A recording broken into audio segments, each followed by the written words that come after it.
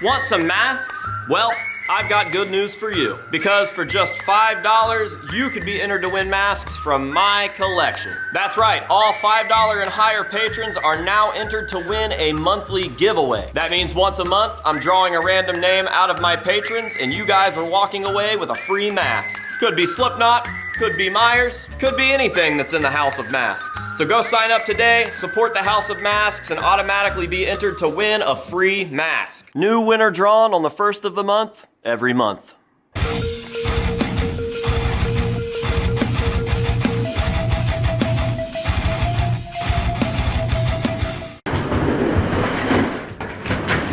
What is going on, ladies and gentlemen? It's your favorite mask collector's favorite mask collector, AJ Good, here at the House of Masks, where we what?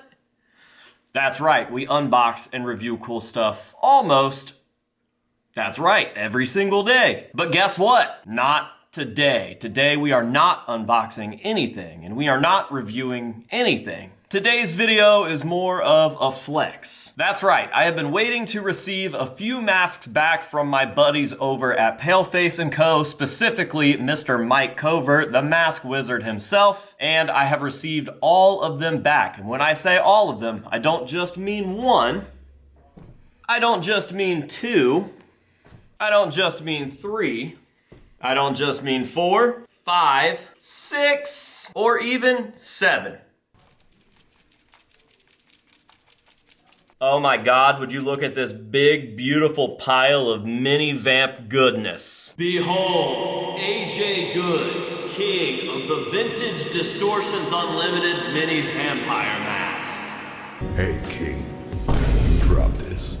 Some people might have a vintage mini vampire mask in their collection. Hell, some people might even have 2. 2 plus 2 is 4, minus 1, that's 3, quick maths. But nobody has 7. I truly am the king of the Distortions Unlimited Mini Vampire Mask. Now, anybody out there can go grab one of the new Distortions copies, but they're just not the same. And because these were all vintage copies, I knew that I had to get them preserved, especially after the move. Once we got settled in here at the church, I started unboxing various collections, my Buckethead collection, my Clowncore collection, and I was realizing that some of my pieces had started to fall to time. Some of these things were getting crunchy, some of them were all stuck together, they were just rotting, it was their time to go. And because these specifically are 30-year-old masks that are made out of some cheap old latex and extremely thin pulls, I knew that I had to get them taken care of. These weren't masks that I wanted to lose. You can't just replace these vintage copies. And this is probably my all-time favorite Distortions Unlimited mask. I don't know why I said probably. This is definitely my favorite Distortions Unlimited mask of all time. I love it so much that after years and years and years of working with Distortions, I got them to bring it back and release modern copies. You're welcome. So yeah, this was priority number 1, getting these guys foam filled for preservation so that I never ever have to worry about them rotting. And what did I do? I sent them over to Mr. Mike Covert and Bishop Walker over at Paleface & Co., and they got these things done up right. So now that they are all back in my collection, I just thought that I would shoot an update video on this collection and kind of show these things off as they sit, flex a little bit, like I said, because this is an accomplishment and something that I am very, very proud of. And lastly, let you guys know that I have read your comments about being interested in the foam filling process. So I promise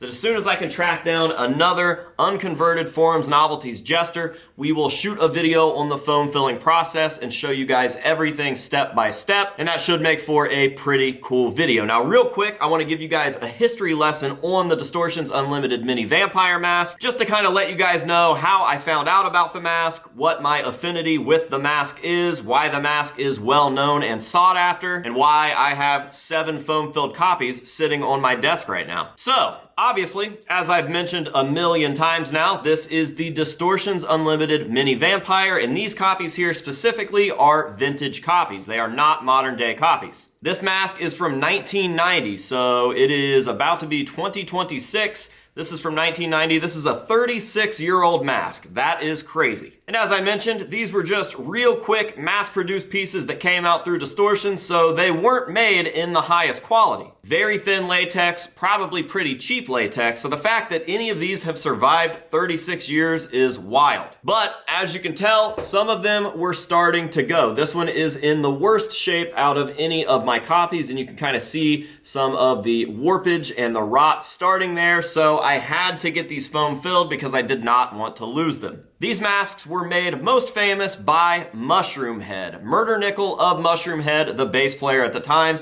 was wearing one of these mini vampire masks, and it looks sick. Now, obviously, I'm not the biggest Mushroom Head fan, so I didn't want it because it was a Mushroom Head mask. However, I did find out about this mask because of Mushroom Head. I just love this mask. It just feels so nostalgic and seems to encapsulate 90s Halloween and my childhood memories of Halloween so well. It's perfect. So I've made it my mission to just track these things down and acquire them. A lot of these copies are special for various reasons. Some of them are stage used by Mushroom Head for old school shows. Others were given to me as gifts, like this one from Mr. Mike Covert himself at the church warming party. This is the second known gray variant, and I have both gray variants because my first copy is a gray variant, and this one's special not only because it was my first copy and because it's one of the two gray copies, but because I actually took this to Mask Fest probably 10 years ago and I had Ed Edmonds sign it. And for anybody that doesn't know,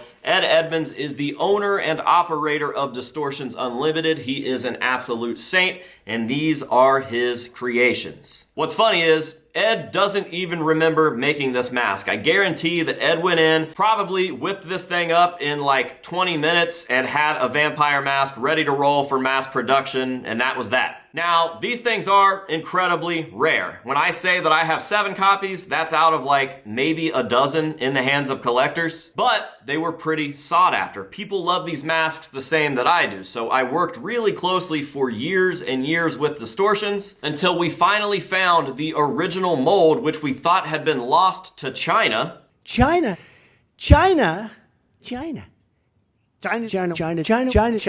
Not a lie, not a story, not an exaggeration. That is real life. But they finally found the mold somewhere, and we were able to bring back modern copies of these masks. So there you go. Brief history lesson. Just wanted to show you guys some of my new foam-filled pieces. These are done absolutely perfectly by Mike over there at Paleface & Co., the Mask Vault, all of the above. They just absolutely killed it. He went the extra mile and painted the bases for these things, did some eye inserts and mouth inserts and painted those as well, and they all look absolutely beautiful. I could not be happier with how these turned out, and I cannot wait to get a little Distortions mini vampire shelf going. Maybe over in the horror room, maybe over in Dino's mask shop. I'm not sure yet, but all that matters to me right now is that these things are home and I can just love them all together. So yeah, dude, there you go. Just wanted to knock out a video on these guys, tell you guys a little bit about them, show them off, and then let you know that a foam filling process video is coming soon,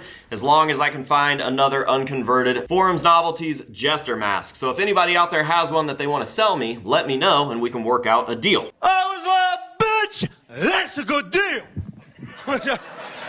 Now, I am going to end this video the same way that I would end an unboxing and review on this channel, and that is with some nice up-close shots of these pieces so that you guys can see all of the beautiful vintage foam-filled detail, and that will be that. Big thank you to Bishop and Mike over at Paleface & Co. Thank you guys very, very much for all the work on these guys and on the other pieces that I had you fill. I definitely appreciate it, and I am looking forward to bringing you guys more. I know that you just love doing it, so I can't wait. And lastly, a big thank you to you guys, the viewers of this video, the residents of the House of Masks. Thank you very, very much for being here. Thank you for all of the new signups over on Patreon. It helps more than you know, and I appreciate it very, very much. I hope that you guys have enjoyed this one. And now on with the hero shot. So until next time, this has been AJ Good here at the House of Masks, telling you to say no to drugs and alcohol, and yes to your favorite masks. And we will see you guys in the next one.